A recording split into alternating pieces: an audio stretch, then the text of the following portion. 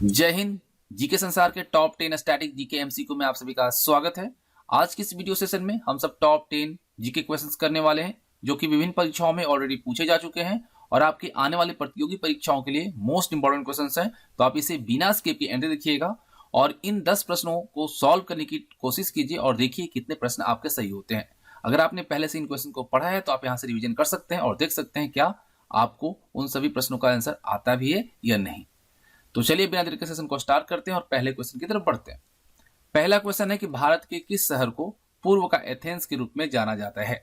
आपको बताना है वह कौन सा शहर है जिसे पूर्व का एथेंस के तौर पे जाना जाता है। Option A Prayagraj, option B Patna, option C Madurai और ऑप्शन डी कोची। तो अगर जानते हैं आंसर तो कमेंट में अपना आंसर लिखिए। इस प्रश्न का सही उत्तर जो रहेगा वो रहेगा ऑप्शन सी मदुरई। देखिए भारत के मदुरई शहर को पूर्व का एथेंस कहा जाता है और ये जो मदुरई है तमिलनाडु का संगमकालीन प्राचीन नगर है। मदुरई नगर जो है, मदुरई शहर जो है, इसका अगर हम उपनाम देखें तो 4 जंक्शनों का शहर, स्लीवलेस ब्यूटी, लोटस सिटी, इन सभी उपनाम से जाना जाता है। तो यहाँ पे ऑप्शन सी करेक्ट रहेगा। और देखिए पटना की अगर हम बात करें तो पटना का पुराना नाम क्या था, पाटलिपुत्र, और उदयन इसको क्या किया था, स्थापना किया था, स्थापित किया था। और अगर हम देखें पटना को और जिस नाम से जाना जाता था तो है पुष्पपुरी और कुसुमपुर। वहीं जो आप देख रहे हैं प्रयागराज, ये प्राचीन नाम है, साथ ही साथ इसको बदलकर अकबर ने क्या कर दिया था, इलाहाबाद। उसके बाद अब फिर से यह प्रयागराज के तौर पे अब नामित हो गया है। वहीं कोची की बात करें तो कोची को कोचीन या एर्नाकुलम के नाम से भी जाना जाता है।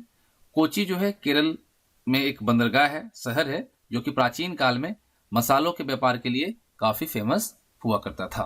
ठीक है, तो यहाँ पे ऑप्शन आपका जो सी है सही आंसर है।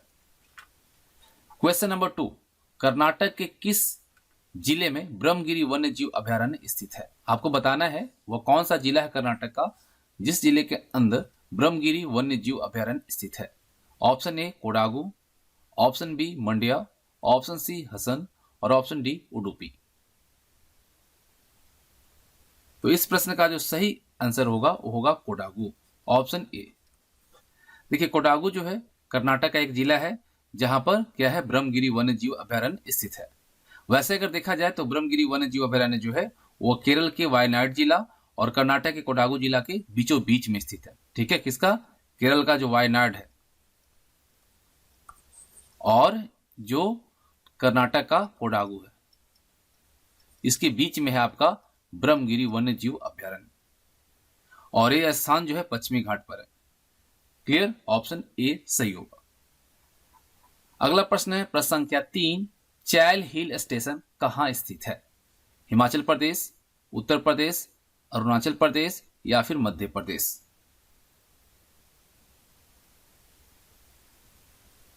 आपको बताना है कि चैल हिल स्टेशन जो है कहां स्थित है। तो इस प्रश्न का सही उत्तर होगा ऑप्शन ए हिमाचल प्रदेश। देखिए चैल हिल स्टेशन जो है यह हिमाचल प्रदेश में है और यह शिमला से 44 किलोमीटर और सोलन से 45 किलोमीटर की दूरी पर स्थित है। यह अपने प्राकृतिक सौंदर्य के लिए जाना जाता है। तो यहां पे ऑप्शन ए सही होगा। क्वेश्चन नंबर 4, महाराष्ट्र की सबसे ऊंची पर्वत चोटी निम्न में से कौन सी है। ऑप्शन ए कलसुबाई शिखर, option B Anjaneri, option C Salher और ऑप्शन डी तारामती। आपको बताना है कि महाराष्ट्र की सबसे ऊंची पर्वत चोटी इनमें से कौन सी है। तो इस प्रश्न का सही उत्तर जो होगा ऑप्शन ए होगा कलसुबाई शिखर। कलसुबाई शिखर जो है महाराष्ट्र की क्या है, सर्वोच्च चोटी है जिसकी ऊंचाई कितनी है, 1646 मीटर है और इसको महाराष्ट्र का क्या कहा जाता है, एवरेस्ट।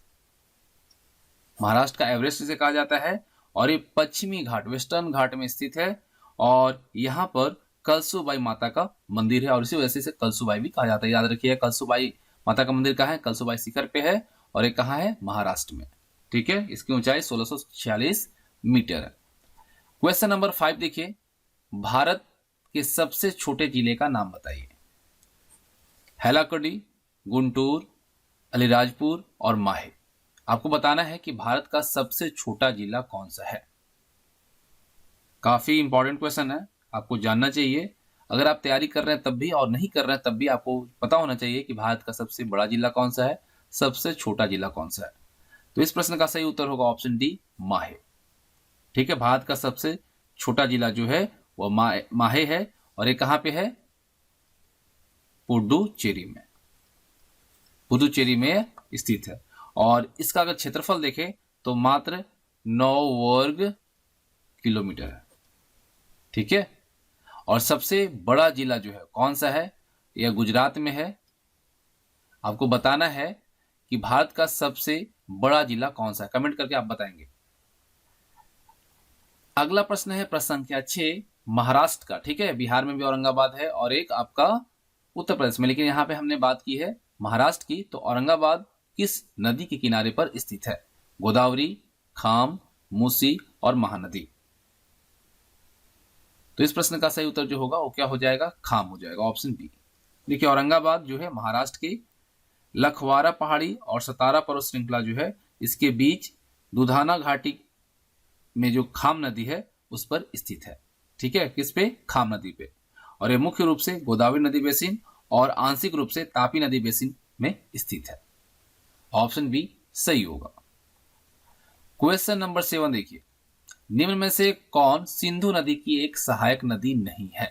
क्वेश्चन को ध्यान से देखना है। यहां पे पूछा एक सहायक नदी नहीं, आप सब देखेंगे सहायक नदी बस टिक करेंगे, गलत हो जाएगा। यहां पे नहीं है जास्कर, नुब्रा, सियोग और लोहित।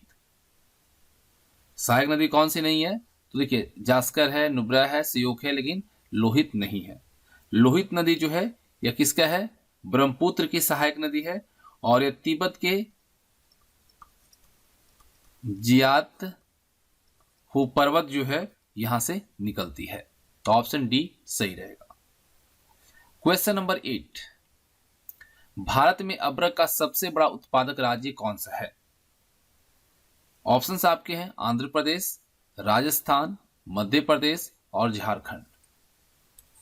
बताइए, भारत में अदरक का सबसे बड़ा उत्पादक राज्य कौन सा है? तो इस प्रश्न का सही उत्तर जो होगा वो होगा ऑप्शन ए, आंध्र प्रदेश। भारत में अदरक का सबसे बड़ा उत्पादक राज्य कौन सा है? आंध्र प्रदेश है। और आंध्र प्रदेश अगर पूछा जाए कौन सा जिला, तो नेल्लोर जिला।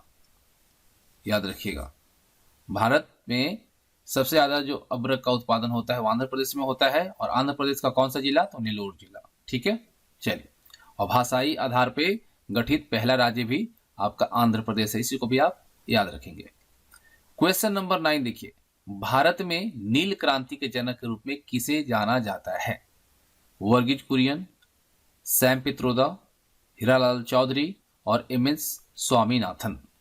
नीली क्रांति के जनक के रूप में किसे जाना जाता है? तो इस प्रश्न का सही उत्तर क्या रहेगा? हीरालाल चौधरी। ठीक है, भारत में नीली क्रांति के जनक के रूप में हीरालाल चौधरी को जाना जाता है। और आपको मैं बताऊं कि नीली क्रांति को मत्स्य उत्पादन के लिए भी जाना जाता है। तो ऑप्शन सी सही है।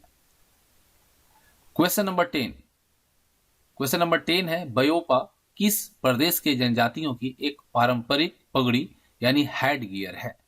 आपको बताना है बयोपा किस प्रदेश की जनजाति की एक पारंपरिक पगड़ी है। Option A Jharkhand, option B Arunachal Pradesh, option C Kerala और ऑप्शन डी गोवा। तो इस प्रश्न का सही आंसर जो होगा, राइट आंसर जो होगा वो होगा ऑप्शन बी अरुणाचल प्रदेश। बयोपा जो है ये आपका अरुणाचल प्रदेश की जनजाति की एक पारंपरिक पगड़ी है। और आपको मैं बता दूं, नैसी या न्यासी जो है इस जनजाति की ये पारंपरिक पगड़ी है। तो यहाँ पे 10 मोस्ट इंपॉर्टेंट जो एमसीक्यू थे कंप्लीट होते हैं, और आप सब कमेंट कर सकते हैं कि आपके कितने क्वेश्चन सही हुए हैं। और कोई भी सुझाव हो हमारे सेशन के रिगार्डिंग तो आप कमेंट बॉक्स में जरूर बताइएगा। और पीडीएफ के लिए हमारे टेलीग्राम चैनल को ज्वाइन कीजिएगा, जो कि आप टेलीग्राम में जाकर जीके संसार को टाइप करेंगे तो आपको मिल जाएगा चैनल, और यही से आप या आपको डिस्क्रिप्शन बॉक्स में लिंक दिया गया उसके थ्रू भी ज्वाइन करके पीडीएफ को डाउनलोड कर सकते हैं। जय हिंद, जय भारत।